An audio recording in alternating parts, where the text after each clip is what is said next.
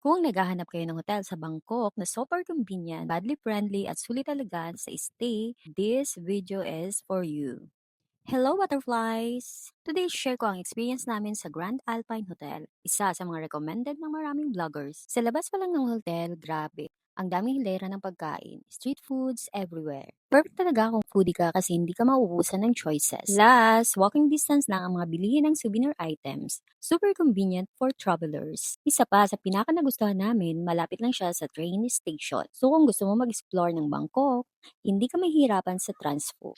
Nabook namin ang hotel via Klook for 5 days without breakfast. May option naman na may breakfast pero may specific time kasi for breakfast. Kaya kung inaantok ka pa, hindi pwede yon. So, kailangan pumunta ka doon para mag-breakfast. Kasi pag lumampas ka sa oras, ay hindi ka na makakakain. So, kung type mo na walang breakfast tulad namin, better na outside ka na lang kumain. May waiting area sila for guests.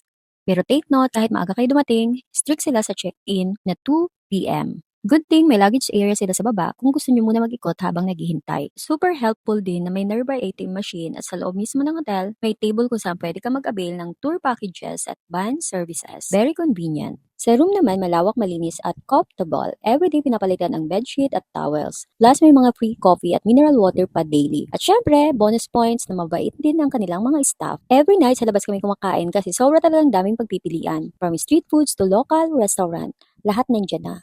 Overall, masasabi ko na worth it talaga ang stay namin sa Grand Alpine Hotel. Perfect siya for travelers na gusto ng accessible, budget-friendly, at sulit na accommodation. So, kung magkano siya, ipapakita ko na lang dito sa screen niya. So, hanggang dito na lang muna ang ating vlog. Don't forget to like, comment, and subscribe for more travel vlogs. See you on my next adventure!